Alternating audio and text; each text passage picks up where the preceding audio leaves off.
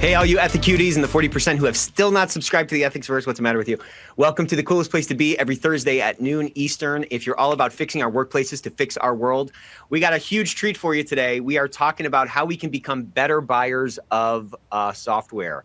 For many of us, that's the blight on our careers. So we're going to be talking about some cool frameworks. This is a talk we gave at a conference recently that got a lot of positive feedback. A lot of people talked about it afterwards, and they said that the frameworks were helpful. So we're going to share them with you guys today. So quickly, we're going to jump in here. Linktree, click this real quick. I'm going to hold it up for a sec so you can take a picture and you can follow us everywhere you are.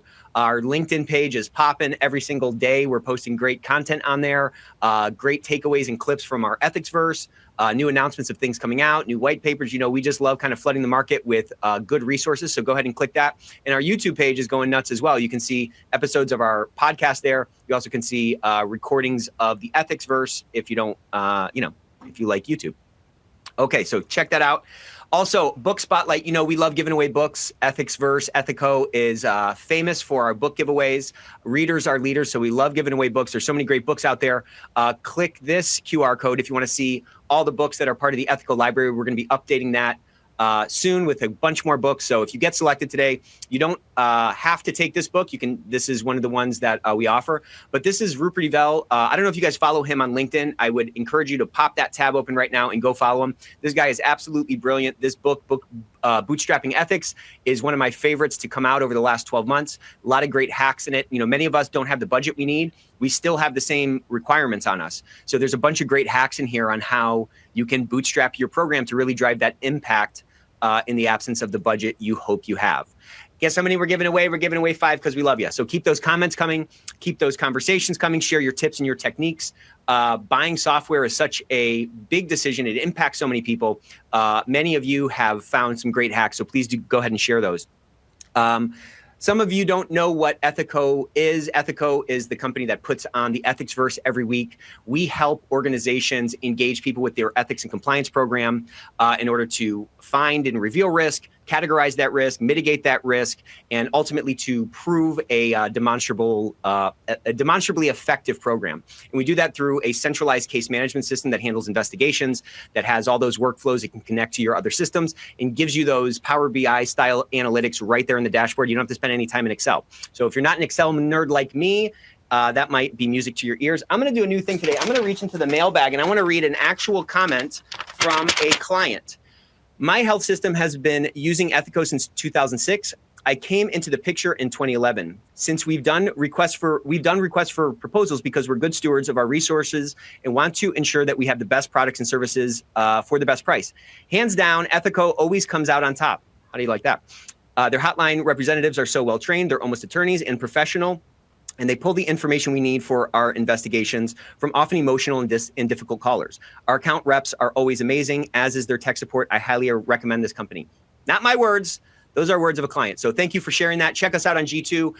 If this year free is interesting to you, or you're just kind of at your wit's end and you don't have the budget, this is a way to get the benefits sooner or to just de-risk your transition. So reach out to your rep on that. Bunch of great podcasts out there. I'm going to push these all the time. We've added the Ethics Experts to this because you should know about it. Ethics Experts is our award-winning podcast. Check out the Great Women in Compliance. Check out any podcast that Tom Fox does. A lot of great information out there. Remember, it's your job to sharpen your saw, to get smarter, and to change those frameworks and put those into place to drive the outcomes you want. Last week, we had Bob Chaput on. This is episode 174, so we're coming up close on episode 200. We're going to have a big party for that.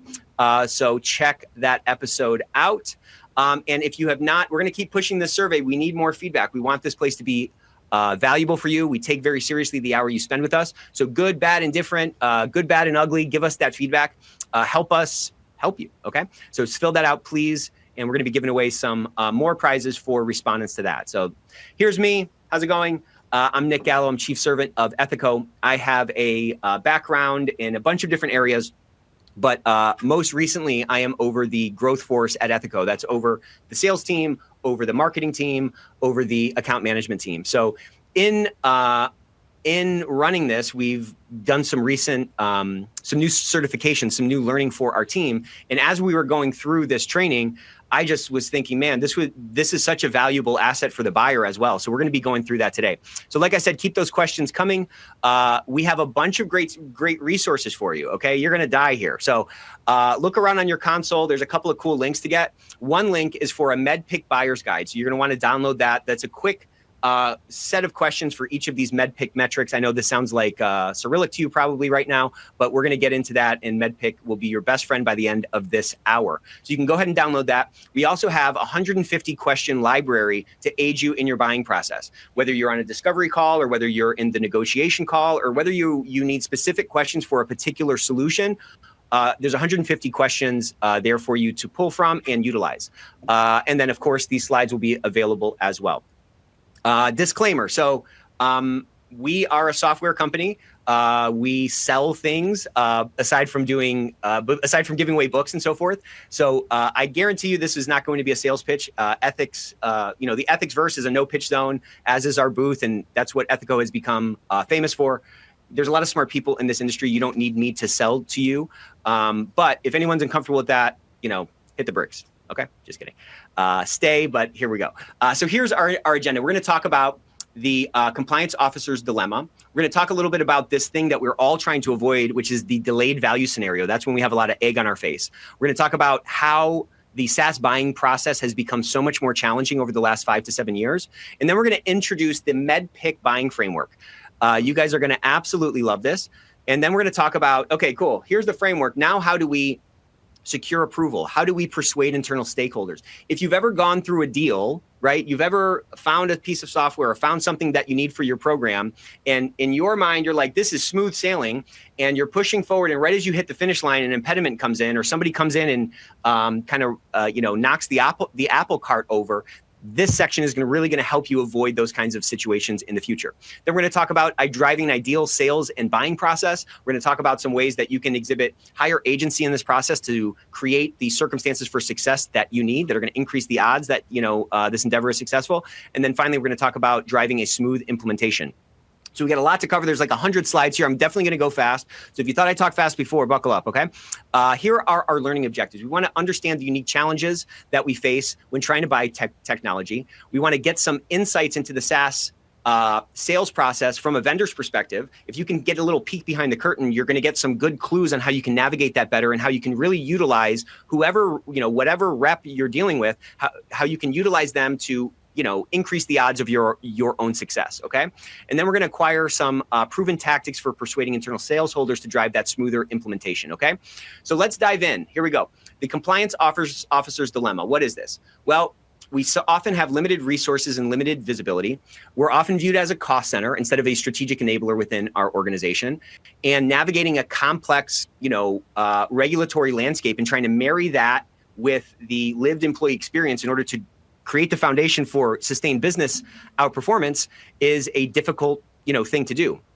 And, we also, we have to optimize our processes all the time, right?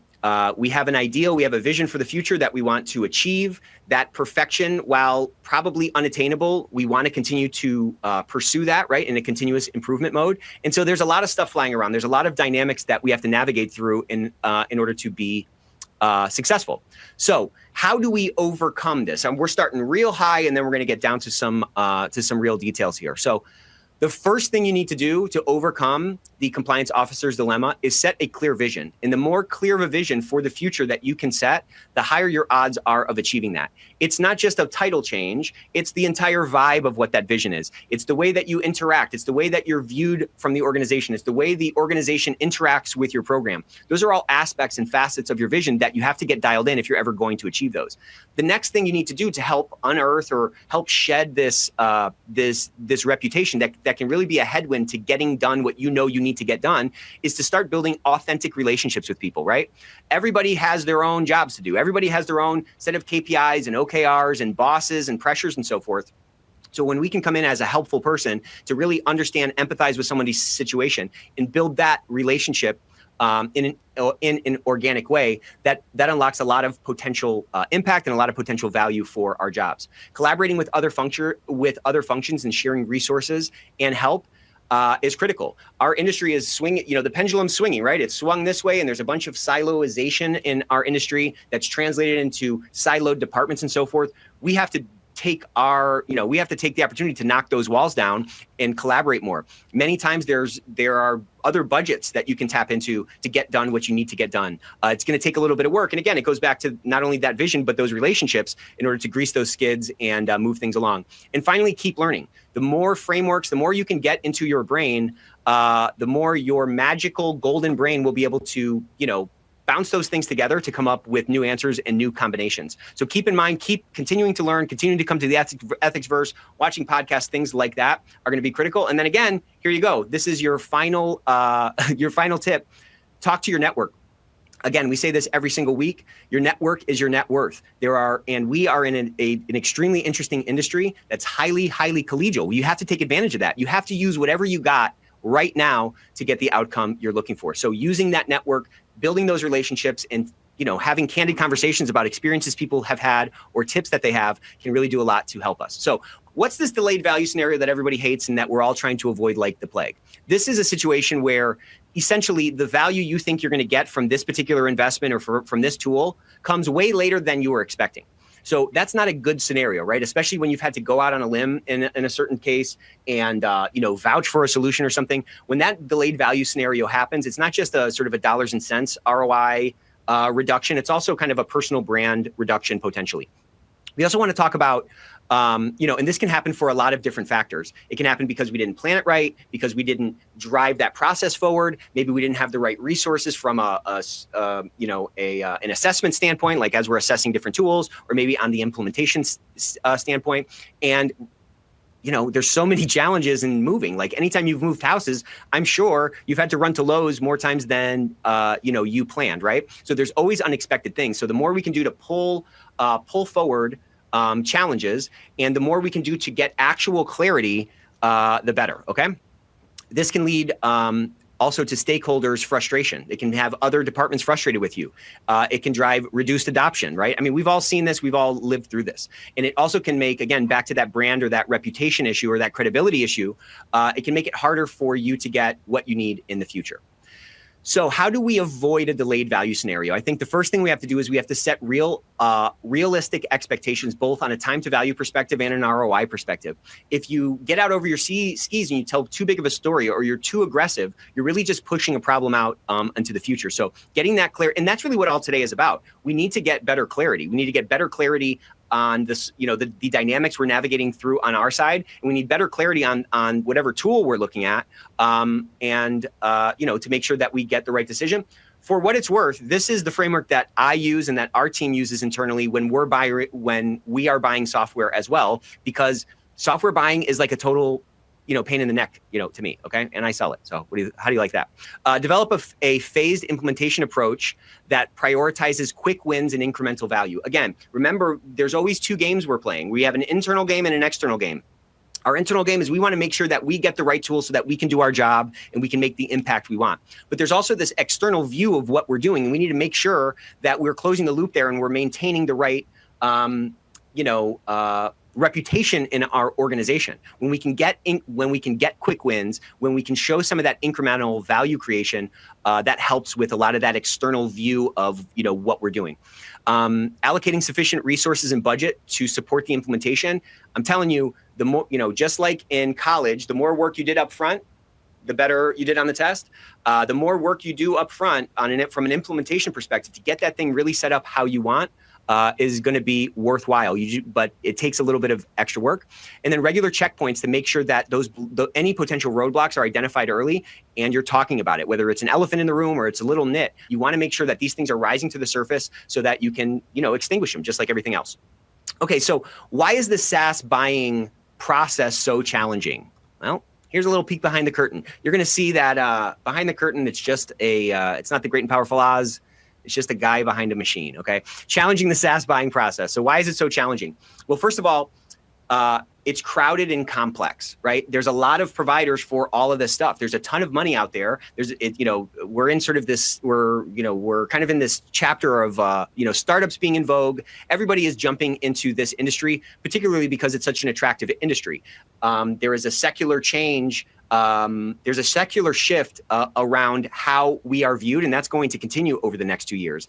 And a lot of these investors see that. They see where the things are going, and they're pouring money into the space. So it's crowded and it's complex.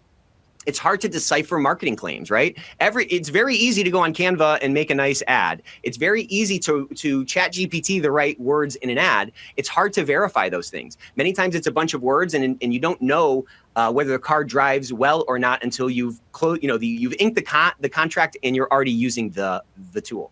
How do we also balance feature requirements needs against our budget constraints, right? That's another challenge. That makes it hard. It's hard to see around the curve. It's hard to look into a crystal ball and actually see the future on what the true implication of the trade-offs you're inevitably going to make are going to have on your operation and on your day-to-day. And finally, managing internal stakeholders is very difficult. Anymore, it's very rarely a single decision maker. It's usually a complex decision process, and there's a lot of different competing concerns and so forth that we have to extinguish and check the mark on in order to move forward. So I'm going to illustrate kind of this process here with a couple of graphics. So this triangle, this yellow triangle, this is everything you need. Okay, so if you could get, if you could find another triangle from a vendor that fit perfectly on top of it, that would be your ideal solution where every single one of your needs is met. In the marketplace, though, you have multiple different providers. So we're going to be looking at two main providers here. We're looking at the blue one and the pink one. Okay, so the blue one, they have their own unique set of features, and the pink one, they have their own unique set of features. So vendor A and vendor B, they have a set of unique features, but they also probably have a bunch of overlap if they're selling the same product, right? So think about a steakhouse. One is maybe Outback, and one is maybe Longhorn, my other favorite. So obviously, a unique feature of Longhorn of Outback is the bloomin' onion, right? But they all have steaks. So when you are looking at a particular vendor, you're really trying to assess the extent to which their triangle of features, things they have, overlays on yours in the context of your budget. So you can see this green overlap. These are the features that you care about most and that they can provide, that they meet those needs. Then they got a whole other set of features that you probably don't care about. And then you probably have some other needs that are not met, hence the trade-offs that I was talking about before, which we're going to be helping you kind of navigate through today. So this is when you're comparing two people, this looks like a total mess, but this is what you're, this is ostensibly actually what you're kind of navigating through. You have your own custom needs that aren't covered by anybody. That's the yellow. The green are the needs that vendor A, the blue, vendor A is meeting. Then there's this danger zone for vendor A, which is in this pink area, right? This red triangle. These are the things that a competitor meets that they don't meet. So what are they going to be doing in that?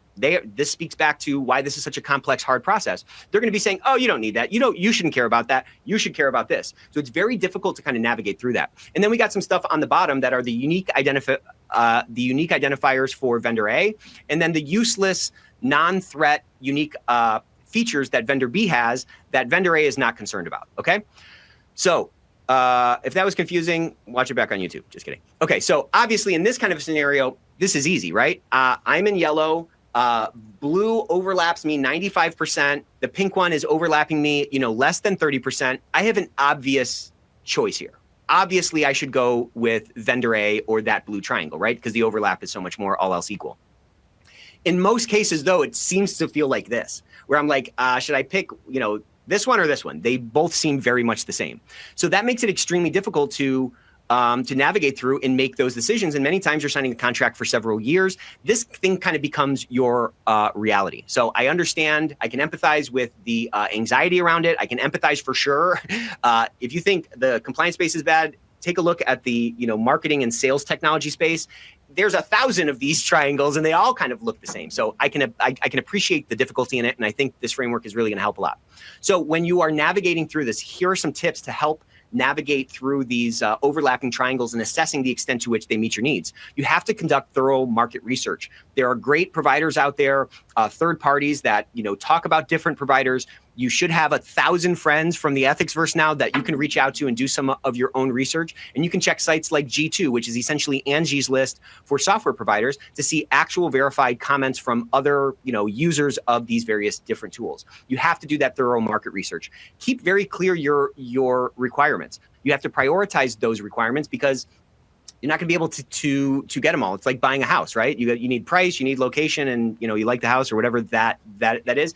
You can usually only get kind of 2 out of 3 of those things. So having a clear prioritization across the pool of stakeholders can give you some more guidance in making those trade-off decisions.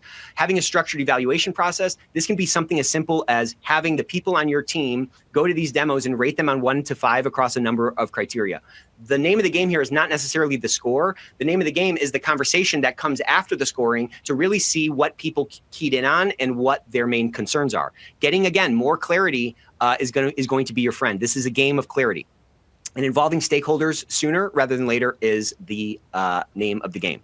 So that's kind of on your side of the house. If you can understand the seller's perspective, you're going to be able to utilize that person a lot more. We want to move from an adversarial relationship with the people that we're buying from into more of an, trying to pull them on your side of the table and be an assistant buyer. When you can do that, you're going to gain a lot more trust, and they're going to be a lot more forthcoming, not only about what the sort of scope and what the frontier of what their tool can do is, you're also going to get some better insights from them about how you can better navigate. Many times they have enablement materials that can help you frame out and make the case internally to a better degree, and you don't have to reinvent the wheel. You got to leverage the knowledge of the sales process to streamline your buying process. I'm going to talk to you a little bit about from the seller's perspective, what they're trying to do. And I think once you get a glimpse of these frameworks and these gates that a salesperson is trying to get through, you're going to start to see opportunities for you to leverage that forward motion and that forward momentum to get your own goal achieved. Maintaining control and objectivity throughout the evaluation and decision-making process is really critical. That really kind of comes down to having clarity on your side of the house around how is this decision going to actually be made. I have dozens of examples of deals that we've been through where someone is like, yep, thumbs up, we're good to go, send the contract over, and then it sort of sits there for a long time, only to find out that they didn't realize that the GC had to approve it, or that it had to go through procurement or any of these other kinds of things. So again, the more clarity we can get, the better we can manage our own expectations and the expectations of the other stakeholders that are involved in this process. So navigating this, you have to come up with a list of key questions. I just gave you 150 of them because I love you. Set clear expectations and boundaries in terms of what kind of follow-up you want, what the next correspondence should be. You need to validate claims because words are free. People can say anything, right? You got to validate those claims either, like I said, through independent research, conversations with your network, and so forth. And you need to try to negotiate favorable terms for yourself. Okay, I get that I'm sort of giving some tips that might be like against my own best interest. My broad thesis here is that if ethics and compliance can and human resources can sort of elevate to a different sort of skill level in terms of driving change in our organization, it's going to unlock a ton of impact in our organizations. If we can make our workplaces better, I believe we can make our world better. And it's going to take us building our skills and building our muscles and becoming more impactful in our organization. So so from a salesperson's perspective, or from just the buying process perspective, these are the major sort of stages in the life cycle of any deal that you're going to go through. First, there's this sort of prospecting stage where folks are reaching out to you. You're probably getting emails from every vendor in the space. Then there's a discovery phase. Once you show some interest, you're going to connect with that particular vendor, and they're going to try to understand your situation, right? Then they're going to give you some kind of a proposal, right? They're going to show you the software. They're going to do that discovery. They're going to show you they're going to show you the tool, or they're going to show you the solution. Then they're going to provide you with a proposal. Then, of course, you're going to negotiate it. Once you close, then we move on to the implementation, and that's really kind of landing the plane.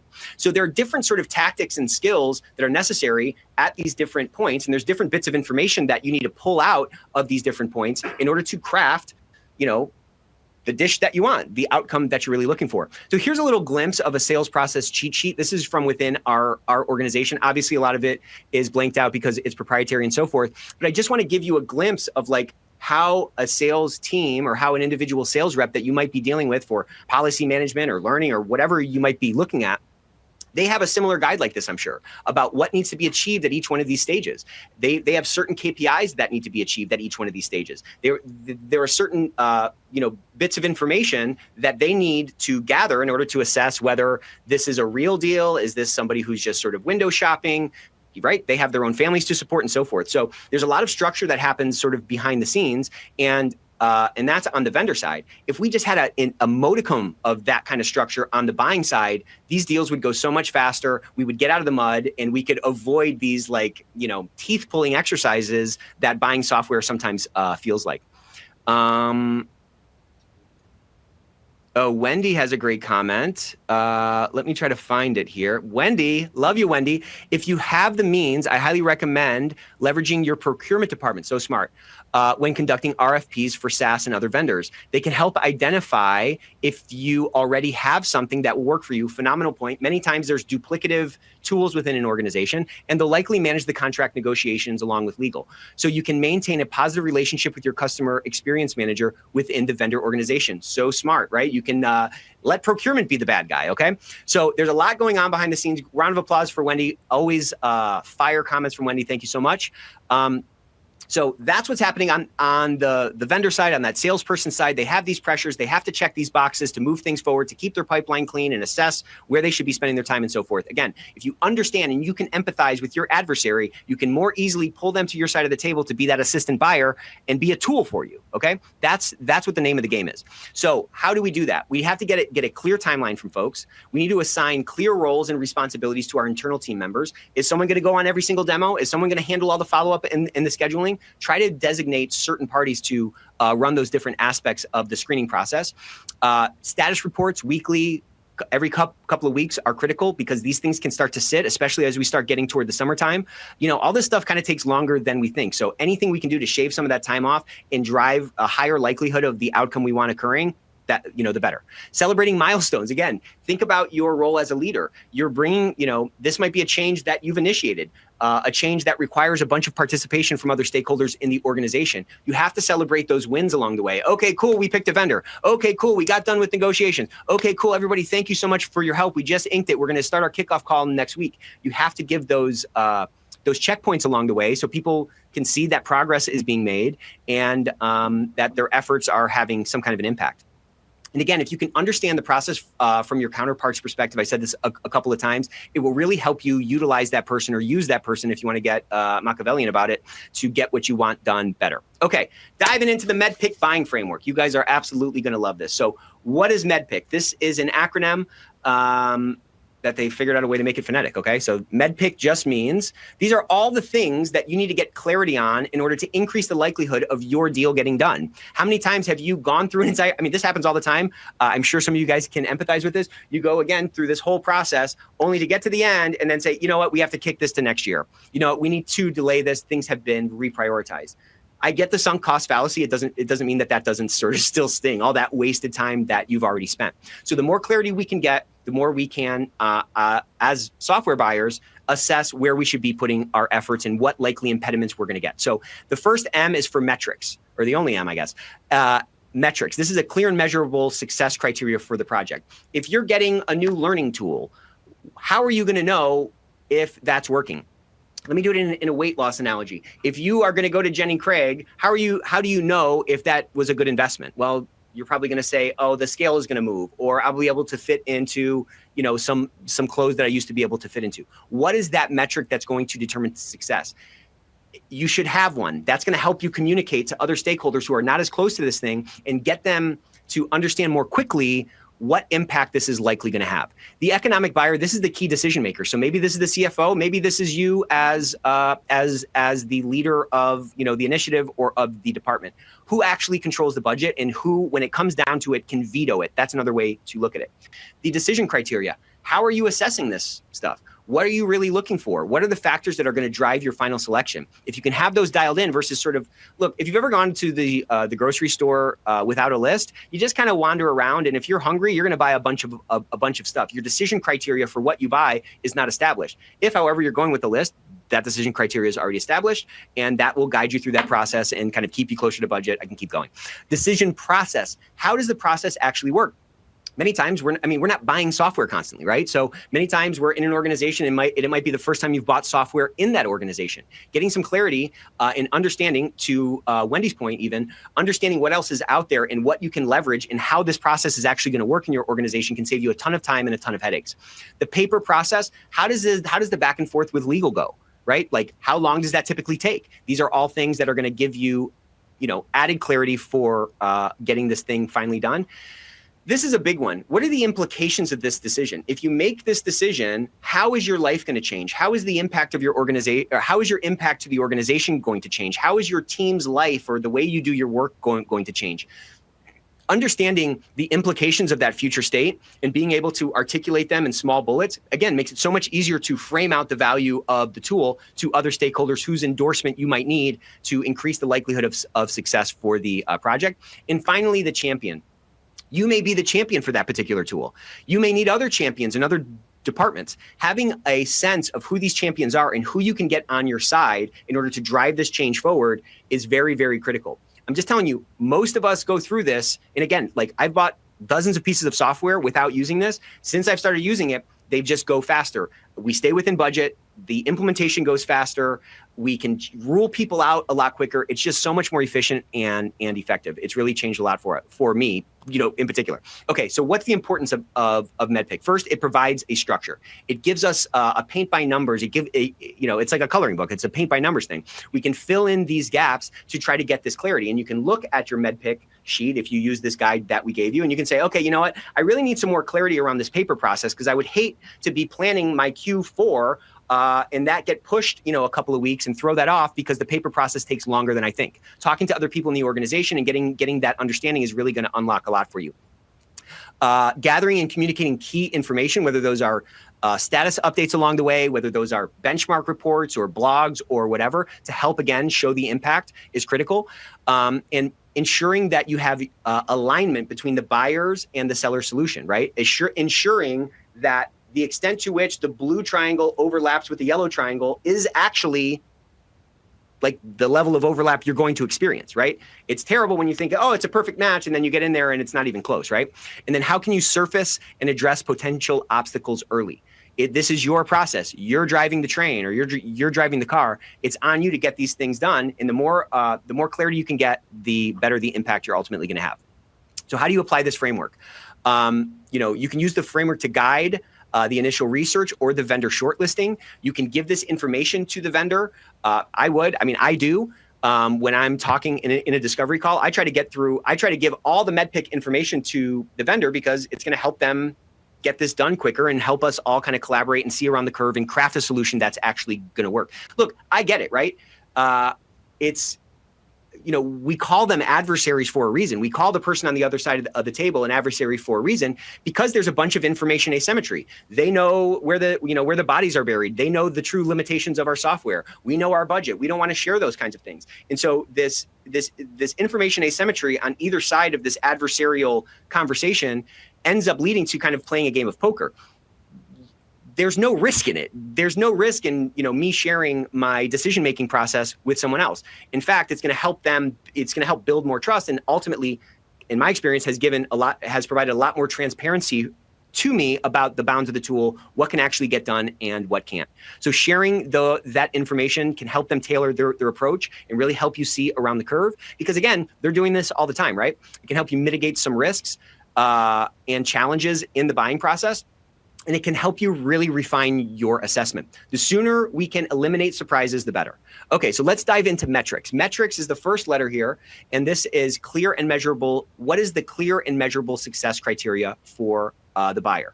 So from your standpoint, these are the clear, measurable, achievable metrics for the project. You want to communicate these to the seller to help them guide that solution and help you objectively determine whether something is going to work for you or not. Again, go back to that weight loss example. How much weight have people lost? How soon has that weight started to come off? If you're having that conversation, you're like, I need to lose 20 pounds by Thanksgiving or whatever. Well, now I'm sharing my true goal and my true metric with that person. And they can say, you know what, you losing 20 by Thanksgiving is not going to happen. Or they say, you know what, that's going to be easy. I have a ton of success in doing that. And then tracking and reporting on progress against those metrics, not only throughout implementation, but at with the adoption process is going to give you that anchor point. It's going to give you that lighthouse in the storm to tie back to, and again, understand if this is being successful or not. So prioritize your success metrics.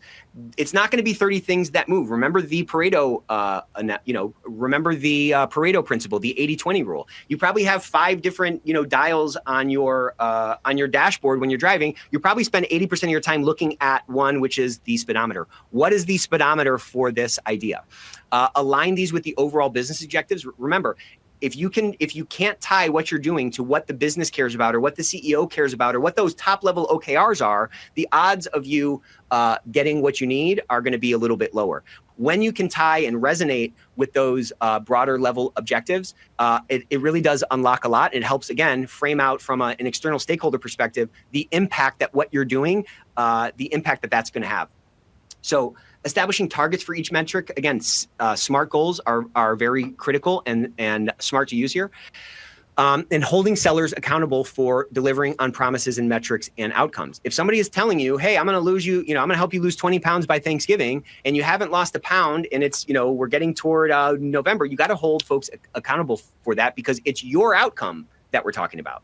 Okay. It's your goal that we're talking about. You have to use whatever you got to make that, to get that goal achieved. You know what I mean? So I mentioned a little bit about SMART goals. You want to consider both quantitative and qualitative metrics, right? You think about your metric just as your KPI. Something could be like improved employee satisfaction. Okay, well, what's going to move on that? There might be some qualitative qualitative metrics that you can use for that. A clear, concise format. We don't want to spend 20 minutes describing the metric, and we want to review those and update those. So a good seller, what they're going to do, and you should be looking for this, a good seller is going to try to really understand how you're going to sort of like prove success. Like the evidence for your success is going to objectively be driven by X KPI or X metric, right? They're going to help you come up with some kind of an ROI to, again, communicate that value to these other stakeholders who aren't as close to this thing. And they're going to be making sure that this ties back to what you care about, right? The worst thing we can do as sellers is lecture at folks. The worst thing I've ever experienced as a buyer is when I'm sitting through what feels like a college lecture where I feel like 80% of what they're saying isn't even resonating with me. It's not even what I care about. So we want to avoid that, and we want to not waste our time sitting through boring presentations. Okay. Economic buyer. This is the key decision maker who controls the budget. I'm going to go kind of quick here. We want to engage that economic buyer early. We want to understand what they care about. We want to understand how they're wired and what their priorities are. When we can do that, we can tie our solution to what they care about more readily. The sooner we can do that, the sooner we can stay in front of those folks, the less work we're going to have to do on the back end, bringing them along with us on this walk that we've been going on. Communicating that strategic value in the context of what they care about or what they consider strategic, and partnering with that buyer as you navigate through that. That can be getting advice. That can be sitting in the mentee chair and letting that economic be your mentor so that you can apply that and they feel, one step removed, they feel part of that process and it starts to become their process, right? Because you are sitting in their mentee chair. Your tips here, you build those relationships, going back to one of those first couple of slides, making sure that your vision is shared, that there's a high level of overlap between your vision and their vision for what success looks like, either for the organization or for this particular project, keeping them informed and up to date, and leveraging their influence throughout the organization. Again, if you bring them in with you and they feel like this is their project at some level, it's going to be a lot easier to gain the benefit of that influence that they have, right? Addressing their concerns, getting that clarity, understanding what their objections might be sooner. That comes through conversation, of course, and highlighting that business impact can really help connect to the goals that the economic buyer has. Their input, letting them know that they're heard. Again, how can we ingratiate ourselves with them? How can we bring them into the process, get the benefit of their influence, get the benefit of their ink for that check, and get the clarity we need to drive this forward. So a good seller is going to try to understand what your economic buyer cares about. They're going to want to try to engage with that person if that's helpful for you, and they want to help you create a clear and compelling business case. Again, if we're in an adversarial relationship with our seller, then we're going to be playing poker and we're going to be playing tug of war and we're going to be playing cards. If we can get them on our side of the table to be that assistant buyer, there's a bunch of work that they're going to do for you to make your life easier. So how can we do that? Okay. That comes from understanding that economic buyer and, again, pulling them on our side to be that assistant buyer. Okay, decision criteria. This is the first D. So what are the factors that are going to drive the final decision? So these are the clear, comprehensive, and prioritized decision criteria based on what your users need or what you're trying to change or what rock in your boot you're trying to remove, okay? Communicating these to the sellers helps guide them to not tell you a bunch of stuff that you don't care about, to focus them in. Like, there is so much time wasted on sales calls. Okay, I'm not going to go on this. That'll be a rant maybe I do on YouTube or something. But like, there's so much time wasted on sales calls, and it all comes from this lack of clarity. The salesperson is just kind of throwing chum in the water. We are sitting back with our cards close to our chest, right? Like, if we can get to more transparency and more clarity, things always seem to go a lot faster and a lot cleaner. Okay, so your tips here for your decision criteria. Defining and weighting the decision criteria is so smart, okay? Involving stakeholders, having them say, what are you concerned about? Getting all that stuff on one piece of paper and starting to force rank those different things is really going to help you. Again, the more pre-work you can do, the better the execution is going to be down the road. Aligning with the project metrics and standardizing a scoring rubric, like Wendy was talking about RFPs. This is what procurement is like, expert at, right? Let's ask these questions. Let's ingest a bunch of information. Let's score these guys. And now we can whittle down and really focus in on the few that we want to run off against each other. Standardizing your scoring rubric and getting agreement on that can get you to clarity a lot faster. And communicating this decision criteria for other folks is really helps, again, establish the credibility you need. Okay, so we want to categorize that decision criteria. We talked about prioritizing and weighting it. This was built for a 90-minute presentation, so if I'm going fast, that's why. Like I said, we will go ahead and send those around. But being specific and measurable about those decision criteria, right? Again, getting that clarity. We don't want to just be kind of amorphous and just kind of going with a gut feeling. We want to set some tripwires for ourselves to increase the likelihood of our own success in finding that right decision. Clear, detailed overview of that process, to the extent of clarity that you have internally and to your vendor partners or your potential vendor partners, is going to do a lot for you. So a good seller is going to be asking questions to help you establish that and help you to get that clarity to qualify your deal. They're going to help you perhaps come up with a decision matrix of trade-offs based on what matters most for you. And they're going to provide relevant case studies and things like that for you to drive that change internally. The next D is decision process, okay? So these are the steps that the stakeholders involved, these are the steps and the stakeholders involved in order to get to the approval process. Many times we're kind of wandering through the forest like Hansel and Gretel, right? We don't really know how it's going to go, or we think we have clarity, and then there's another bend in the path. So from the buyer's perspective, this is all about clearly defining and communicating the decision-making process to all stakeholders, whether those are people on the team that are waiting for the change to come, whether those are other folks that you might be partnering with. Keeping them apprised of what's going on and letting them know what this decision-making process is going to look like is, again, going to kind of clear out a lot of the, the overgrowth from the path that you're trying to run down. Clear roles and responsibilities, understanding who's responsible for what, whose sign-off you need, clarity on that. You got to understand your decision process, the decision-making process for your organization, right? And managing that process to ensure that there's transparency, like I said, it's going as efficient as possible, and that there is proper alignment between all these stakeholders who are going to be touching whatever project or whatever change you're trying to drive forward. So here are a couple of tips. Documenting your decision-making process is smart, whether that's just a Google note or it's a workbook that's shared where people can put their thoughts in there. Documenting why you're arriving at these solutions or these conclusions helps you become a better decision-making machine. That's a little bit of extra work that I know most of us don't like to do, but it just adds so much value to your professionalism, to your toolbox, right? Establishing regular check-ins to maintain that visibility and that accountability is absolutely critical in planning for potential delays. So try to see around the curve, right? Like, you're driving this car. It's your hands on the steering wheel. You're a high agency person. You're somebody who knows what's best for your team and for your organization. It's on you to navigate that car, across this road and get what you need done, okay? So I'll talk quickly about what a good seller is going to do with respect. They want to understand that decision-making process. Once they understand that, they're going to try to probably navigate through that and not be obnoxiously following up, given what you're kind of going through and what those different steps on your side of the fence are. They can help you come up with a decision mapping criteria, right, to drive and identify key stakeholders and drive those decision makers toward your side of the fence. And they can also work with internal folks to get them comfortable, whether that's working with IT or working with, some technical folks on your team. It's all about getting that clarity. That's all we're trying to drive toward today. So the paper process, this is the legal and procurement requirements for contract execution. I can think of like 3 or 4 deals that have happened this year on our side that a lack of clarity about a buyer's paper process ended up delaying the deal between 6 and 8 weeks or something like that. So again, the more clarity you can get, the better credibility you can maintain with your team in terms of the updates you're giving them, and the better you're going to be able to navigate through that.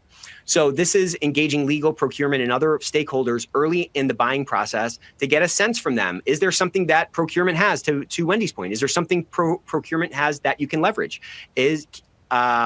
Are we getting clear communication earlier about what our contract requirements are? Are there certain terms that legal just will not accept, or are there certain terms that you must have? Talking about those sooner rather than later is always better. And collaborating with those sellers to streamline that process can really do a lot to expedite your approval process. Okay, so involving legal early, we just talked about that. Getting those clear timelines, using some kind of a contract management software. Usually a vendor will have something like that. Even just using tracking your red lines is critical, and maintaining some kind of a central repository for all the communications. When we're buying software, we end up creating a Slack channel. We put those stakeholders in there. We use the Canvas area to document stuff, and we can keep all that stuff in one spot. That's been helpful for us. Use whatever you have to get done what you need to get done, okay? I'm going to skip this section. I'm going to jump right down to implications, because I want to make sure we're able to talk about the implementation piece and so forth.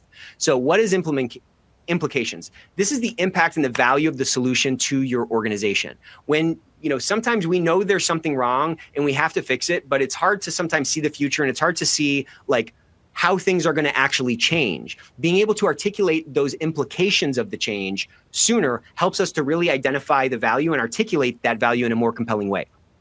So from a buyer's perspective, implications are really all about assessing the short and long-term implications or impacts that this technology purchase or this project is going to have on the organization. It's about mitigating these potential risks and unintended consequences of the project, and again, trying to secure that buy-in sooner. So a stakeholder analysis to identify those who are going to be impacted by this project can help you craft a more robust or a more fulsome implication story for your tool, right? Is this something that safety might be able to get a benefit from, or HR might be able to get a benefit from, or whatever? Understanding the true scope and how this project is going to intersect, or how it's going to intersect with these different folks is going to give you some clues around the extent of the implications, because I'm telling you, there's always more implications than we think, right? Another way to talk about implications are kind of externalities, right? This is going to help you come up with a multi-layered business case that's going to, again, be multifaceted and likely resonate with more of the stakeholders you need. It's going to help you engage folks a little bit better, and it's going to help you drive a change management plan that's going to be a lot more comprehensive, okay? So here are your tips for assessing and communicating the implications. Consider your implications across multiple dimensions. Is there a financial one? Is there an operational one? Is there an efficiency one? Is it a technical one? Is there something organizational? Is there something cultural? Think about all the different, places that, or think about all the different, your organization's a bunch of concentric circles, right? So which of these circles is this project or this tool going to intersect with? Thinking through that is going to help you articulate it a little bit more. And now you can start to make basic assumptions. I don't know if you've come to our ROI sessions before, but it's very easy to make very basic conservative assumptions, to start putting some numbers around, what these implications are. Again, if we can denominate things in numbers, they tend to communicate more information more quickly. Illustrating the implication, right? Coming up with some aids, coming up with some process maps or infographics. Many vendors have those things at the ready to help you communicate this in a more efficient way, and tailoring the communication to the specific needs of the stakeholders. If I'm getting a tool that is going to save some money and it's also going to make the culture better, well, when I'm talking to finance, I'm going to be talking about that in all in the money way. And when I'm talking to HR, I'm talking about that all in the people way, right? We have to cater our messaging to drive the change forward, to make sure that we're resonating with more people. That's on us to do that. A good seller is going to help you really kind of think through those implications, not only to make a better case for themselves, but to help you make a better case, to the other stakeholders in your organization, creating that compelling value proposition. Many of us are not thinking in these ways, but the people that are our economic buyers are thinking about them in those ways. So if we can articulate that in a language they understand, numerically in many cases, that can really unlock a lot of endorsement and a lot of support for what we're doing. It's all about turning those light bulbs on, and again, providing the clarity to the people whose endorsements we need sooner rather than later. Let's jump into champions. So this is about securing internal advocates and sponsors to support the project. This can be somebody up, right? This can be the CEO or somebody on the executive team. This could be somebody across, maybe a counterpart in another department who's going to have some kind of an implication here or some kind of effect or is going to be affected by this change, right? So this is about identifying and empowering your champions, leveraging those folks to get buy-in and create, we want a wave of approval, right? We want to build up a bunch of momentum. We want to build a chorus of folks who are singing the same song and can see the same vision that we have. Providing these champions with the resources they need to drive that change forward on their particular teams to, again, increase the likelihood of adoption or increase the likelihood of buy-in. All of those things help you be more effective in driving this change forward and leveraging them to navigate your internal politics. Look, politics are true everywhere, right? You have to be able to navigate through, the king's court. You have to be that perfect courtier to get the king's voice or to get the king's ear and get done what you want done, okay? So here are your tips. Find out those champions. Who are those people that have a high level of implicit power? Who are those people that a lot of people look to? Those are the people that you want to, who you want to get, you want them to buy into your project. You want those people to be your champions because they have such influence, right? If you can define the roles and responsibilities of that champion in your mind, you can communicate those and you can help them help you. You can help instruct them or help guide them to make those, to have those conversations or, drive the change that you want in their side of the world. And then finally, we want to recognize and reward champions for their success. Sometimes your champion can be, somebody on your team, an analyst on your team, or an associate on your team who's really pushed this thing forward. You can incentivize and you can reward that person for speaking up and, being the source for that change to drive forward. But we want to bring more people into this process, and we want to enable more people to buy into this thing. That's what a successful software implementation is. Because I'm sure the demo is clean. I'm sure the demo talks about this great, utopia. For that utopia to be achieved, we need the participation, the voluntary participation, in most cases, of a lot of other stakeholders within our organization. So if you are a champion, how can you be a better champion? You might be the champion for your own, your own deal. You might be the buyer and the champion who, and you have to drive some other change or some other influence. Get a deep understanding of the goals, benefits, and implications. That's going to help you be way more fluent as you communicate this project to other people who, again, aren't as close to it. Seek out ways to educate and engage these stakeholders. You have to sell it. If this utopia is so great, if this promised land is so great, you got to be talking about that promised land and how that's going to make their life better to get that true endorsement. Finding the concerns, finding what they're worried about, pulling that out helps you address that sooner and ultimately ensure better alignment. A good seller is going to help you try to find champions and really kind of think through the implication of what a lack of a champion can have on getting done what you want to get done. And they're going to help empower you as the champion or help you empower other champions to drive that change forward. Okay, so we got about 10 minutes left here. Am I sweating? Can you see me sweating here? I am talking, guys. Okay, persuading internal stakeholders. So much of our job is persuading people. We have to convince them to do what we want them to do. So if you can even just get a whiteboard or just get a blank piece of paper and start kind of marking off who's involvement, who are the stakeholders, whether it's from an approval process or whether it's from a buy-in or a buy-in process during implementation, where on the timeline are these various different stakeholders going to be involved, right? Understanding what they care about and what their concerns are is going to help you speak the language to them and not waste your words talking about things that are not going to resonate with them. If you're talking to an IT person, there's no IT people on here, so we can say whatever we want. If you're talking to an IT person, they probably don't care about all the workflow stuff and all the efficiency stuff within your department. Sharing that is kind of irrelevant. They probably have boxes to check around info security, and they probably have a bunch of projects that they haven't been able to get to yet. And so their real concern is like, how much of my time is this going to take? And is this going to be a secure place for our data? Okay, well, that doesn't necessarily need 2 hours. You might be able to just give that person a report and really make their life easier by satisfying what their concerns are. But again, that only comes from the clarity of understanding what they care about. That's true across the board with everybody, any stakeholder that's touching it. I guarantee you, if there's any change involved, they're going to have a concern. You have to at least assume that. I think that's the most conservative way. You got to try to unearth those things.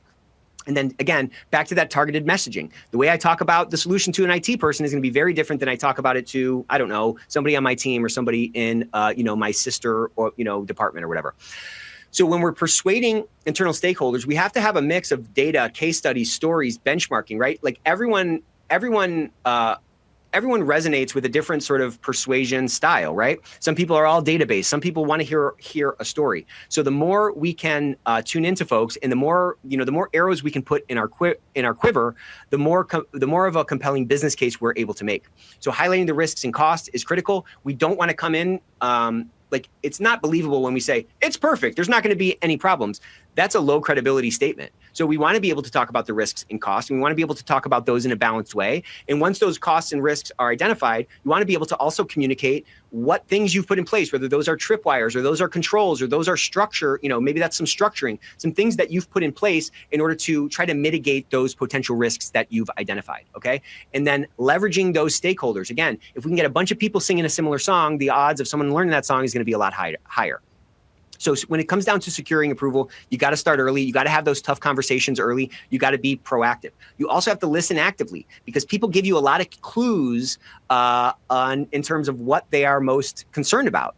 The questions they ask, there's usually a question behind that question. Dig that out and understand what the main concern is. If you can get clarity of what that root concern is, you can usually address that in a more clean way. And again, waste less words, be more effective, and be more efficient. Celebrating those quick wins helps you to build that consensus and maintain that consensus, especially during a long process. Sometimes these change management processes take a long time. We need to maintain the momentum and maintain that engagement from the stakeholders we need throughout that process. And again, it comes down to communication and celebrating the progress that's being made. So how do we drive? Here we go. Hold on. I got a great comment from George. Hey, George, thank you for this. George says, don't assume that a software solution will solve your issues/needs out of the box. 100%. Ensure you have the necessary resources, the time, the internal champions, the SMEs to properly configure it for success. Yeah, that's great. That's really great, George. Very rarely is something off the shelf going to absolutely meet your needs. Again, high agency people are going to change. They're going to bend the world to their will, right? You need to change your circumstances to get the outcome you want, because that vision is not just going to naturally happen, okay? Great, George. Thank you for that. Okay, so how do we drive an ideal sales process? We want to be transparent and responsive throughout the process. Or these are the characteristics of it, right? Transparent and responsive communication throughout the process. Collaborative, consultative conversations with whoever the seller is, and ensuring that they have a true understanding of what our needs are. Many times salespeople will come in and they just want to I'm going to get you in a car today. It's like, well, how do you know I want a car? I might want a van. You know what I mean? We need to make sure that we're collaborative. Like we are looking for sales processes that are collaborative, that are consultative, that are not high pressure. I'm just telling you what I don't like. I hate when I'm buying a piece of sales software and it's not transparent, or these guys are not responsive. It doesn't feel consultative. It feels like they're just trying to get me in a car today. They're not flexible. They're not able to adapt to my requirements. I want to go at a certain pace. I'm the buyer. We should be able to go at my pace. This is just my picture of what an ideal process should be.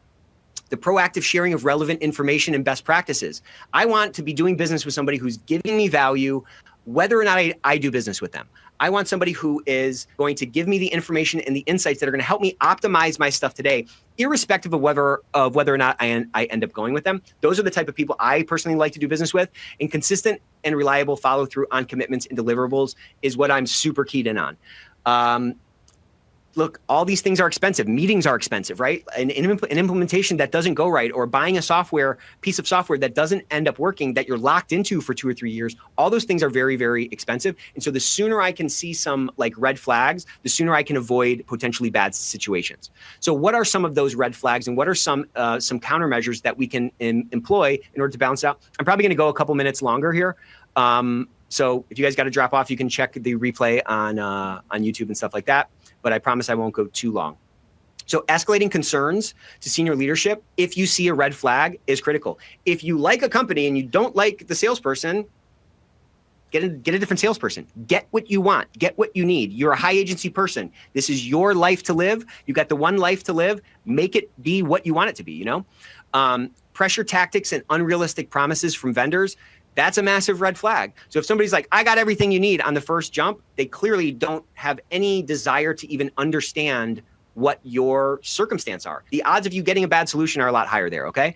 Maintain objectivity and seek to validate claims through independent sources, okay? That's obvious. That's a basic one that we're all gonna do. And again, we wanna verify capabilities and approaches. So how do we drive that? We wanna be very clear. We wanna have clear success metrics. We wanna be able to communicate MEDDPIC. Ideally, we have MEDDPIC dialed in before we even start looking, right? Like, if we can have that clarity, it's going to really help us not waste time and manifest even the buying process that we want, okay? So establishing those clear goals and metrics, dedicating roles and responsibilities to specific team members. What can you do to reduce the chaos and make this as smooth as possible?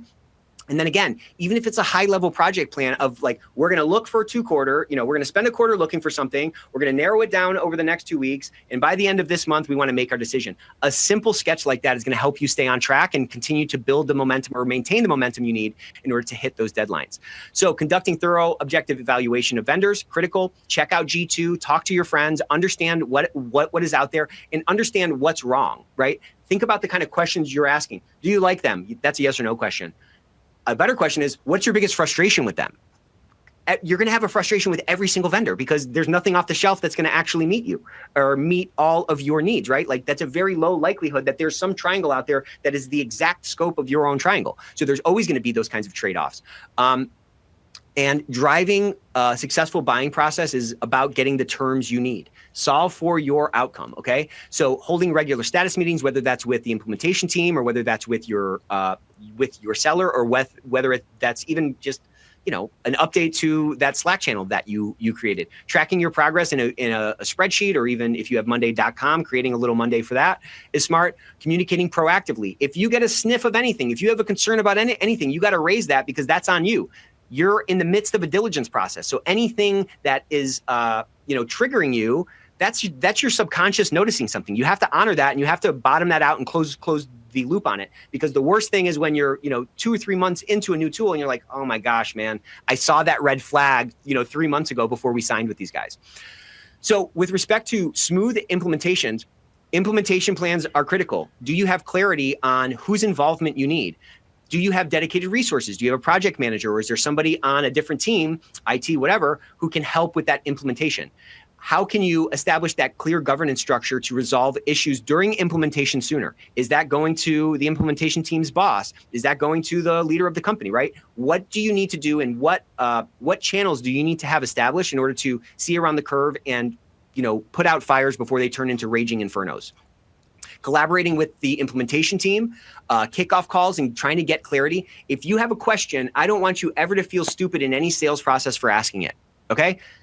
Bottom it out. It's your thing to understand. It's on them to give you the education you need and the insights you need. This is all for you, right? So you need to be able to feel confident to get the answers you need and get the clarity you need. Driving that adoption is really going to come down to training and supporting end users. So do you have a training plan in place? Is it a one-size-fits-all training, or do you have a couple for different user types, right? How can we make this as smooth as possible, and how can we leave people with a good taste in their mouth after they interact with us as a function of this implementation, to where their buy-in is almost like a foregone conclusion, okay? Common technology pitfalls. So what are these things that that really end up derailing our program? When there's not good user involvement. This happens a lot. Procurement runs the entire thing. Procurement buys something. You get to implementation, and then the team that's going to be using the tool is like, wait, what? This is not what we asked for. So the sooner the people who are going to, the sooner the user's eyes can be on the tool or be part of crafting that solution, the lower your odds of hitting one of these pitfalls. Getting that, lack of executive sponsorship, again, saying, hey, I want to buy this thing. Look at all the work we did. And the executive is like, we're not doing that. That sounds stupid to me. you could have had that conversation a long time ago, or you could have persuaded that person a lot sooner, right? So getting that sponsorship sooner is better. And then underestimating the complexity and resources required for implementation. You guys are going to hate this. So those of you who are still here, get ready for me to ruin your day. There's this thing called the pi rule. So really, anytime there's a complex thing with a lot of unknowns, whatever amount of time you think it's going to take, multiply it by pi, and that's probably going to be a little bit closer. Okay, so I know that sucks because that's over a 3x estimate, but we are inherently terrible at making estimates that are nonlinear. And something as complex where there's all these different variables in play is something that's nonlinear.